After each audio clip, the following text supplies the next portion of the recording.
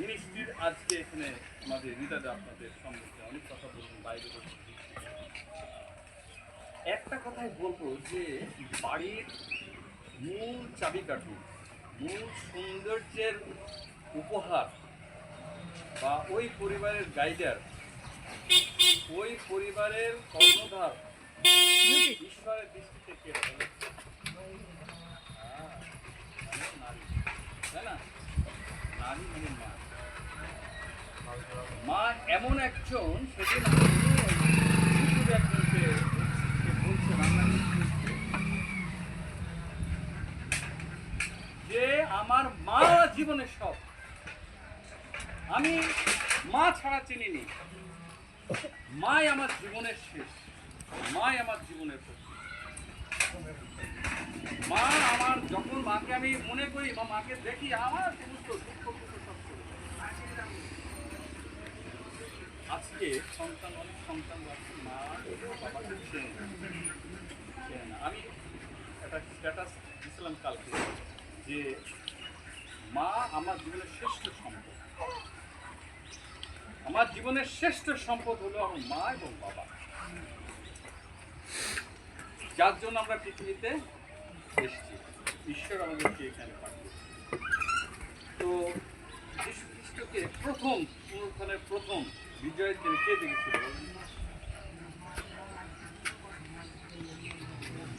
তাই না? তাহলে এত মানে কি বলবো, নারীদের এমন জায়গায় নিয়ে এসছে যা ঈশ্বরের দৃষ্টিতে আপনার অত্যন্ত মূল্যবান সম্পদ। বাইবেলের প্রত্যেকটা জায়গায় নারীদের সম্পর্কে উল্লেখ আছে। সুতরাং আমি একটা কথাই বলবো যে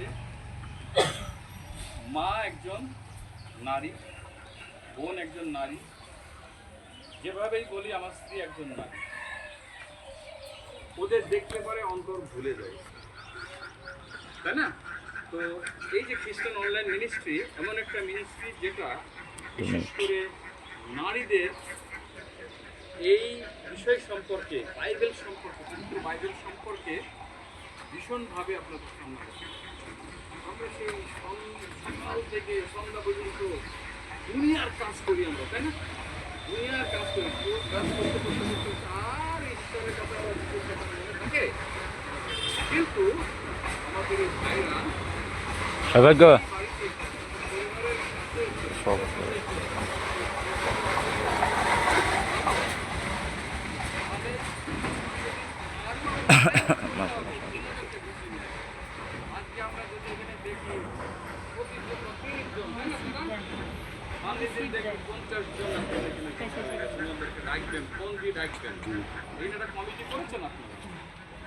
ছোট্ট কমিটি করবেন যে আমাদের এই ভিডিওর কথা একটা প্রোগ্রামে গেছি, এখানে ঈশ্বর আশীর্বাদ প্রোগ্রাম যাচ্ছে, আমি আসছি বন্ধ গেছি, এবং আপনারা সবাই যেমন ওই দিদি আমি একজন সবাই মিলে তার মাথা হাত, সবাই মিলে তার মাথা হাত, দেখবেন যে ভিতরে তার শিহরণ হয়েছে। আমার কয়েকজন দিদি মহিলা, তারা বললো যে আমরা প্রার্থনার মধ্য দিয়ে তার জীবনকে সুস্থ করি। এবং সেই মুসলমান এলাকায় বললে আমি মুসলমান এলাকায় যাব, তাই বলছি যে মুসলমান এলাকায় আপনি যাবেন এরকম ভাবে প্রার্থনা তো আমাদের অভ্যাস নাই। বলো না, অসুবিধা নেই, দেখবেন যে তারা কিভাবে আমাদের থেকে বেশি বিশ্বস্ত। হালেলুয়া। এবং সেই মহিলা বয়সটা কেমন মতো হবে আমি বলি, ওই ওর মতো হবে। তোমার বাবার নাম কি? হ্যাঁ, খুব ভালো, ওর মতো হবে। এবং সেই মহিলা এবং আরো তারা তিনজন ছিল, আর আমাকে বললো যে তোমরাও আসো। এবং যখন মাথায় হাত দিয়ে সে উচ্চ স্বরে প্রার্থনা শুরু করলো, হ্যাঁ, উচ্চ স্বরে প্রার্থনা শুরু করলো, পরবর্তীতে আমি যখন ওই মহিলাদের কাছে গেছি, বলছে যে দাদা যখন উনি প্রার্থনা করতেছিলেন আমার ভিতরে যেমন কেমন যেন শিহরণ জেগে উঠছিল, আমাদেরও এরকম শিহরণ জেগে উঠছিল, চিল্লি সে প্রার্থনা করতেছিল, অদ্ভুত মনে যেন পবিত্র আত্মা একেবারে নেমে এসেছে ওনাদের। এবং অনেকে বলেছে যে আমার যে সমস্যাটা ছিল, আমরা কিন্তু সবাই পবিত্র, এই চিন্তা নিয়ে কিন্তু এখানে বসবে। আপনারা নারীরা এখানে সবাই পবিত্র, একজন ভাই আপনি সবাই পবিত্র, এই হৃদয় নিয়ে আপনি বসবেন এবং স্মরণ করবেন এরকম আপনারা এরকম অসুস্থ মানুষের মাথায় সবাই হাত দেবেন, দাঁড়িয়ে সবাই হাত দেবেন চারিদিকে এবং জোরে প্রার্থনা করবেন। ঈশ্বর না শুনে পারবে? ঈশ্বর না শুনে পারবে না। সুতরাং এগুলো করবেন যেন এই অঞ্চলে প্রভুর বাক্য যেন শুনতে পাই। আমরা তো খ্রিস্টান, কিন্তু আমরা চাই যে আমার ভিতর দিয়ে অন্য মানুষরা যেন কি হয়, সুস্থ। শিষ্যরা তো আমাদের মতোই মানুষ ছিল না, কিন্তু শিষ্যদের মধ্যে দিয়ে শিষ্যরা কি করেছে, সুস্থ করেছে না? আপনারাও তো শিষ্য, শিষ্যা বা শিষ্য।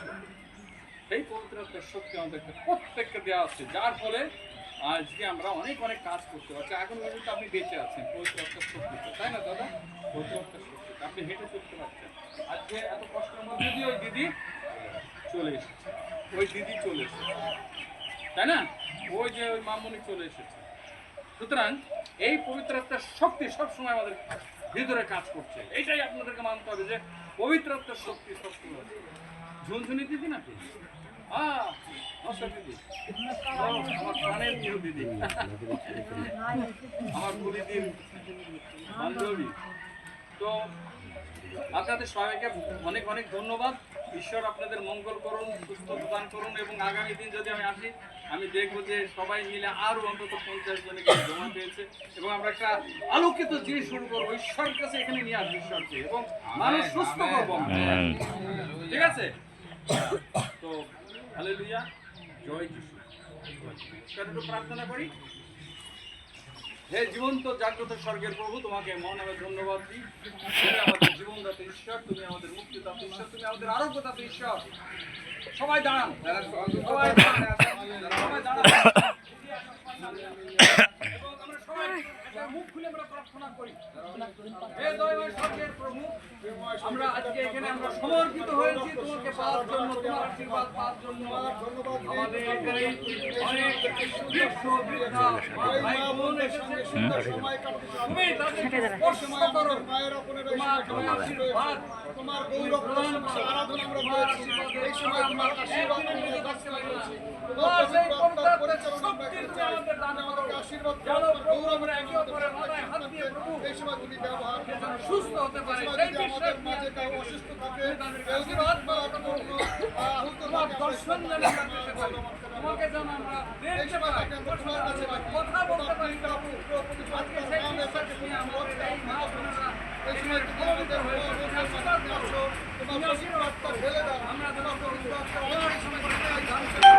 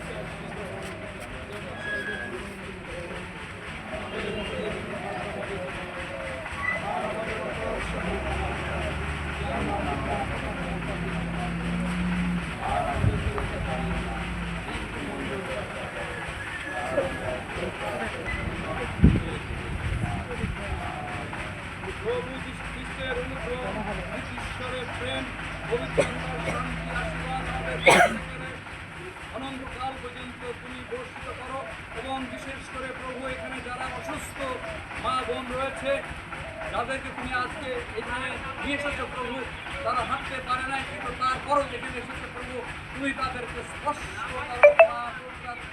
শক্তি দিয়ে তুমি তাদেরকে পরিচালনা শক্তি দাও। পিতা পুত্র পবিত্র নামে আমেন।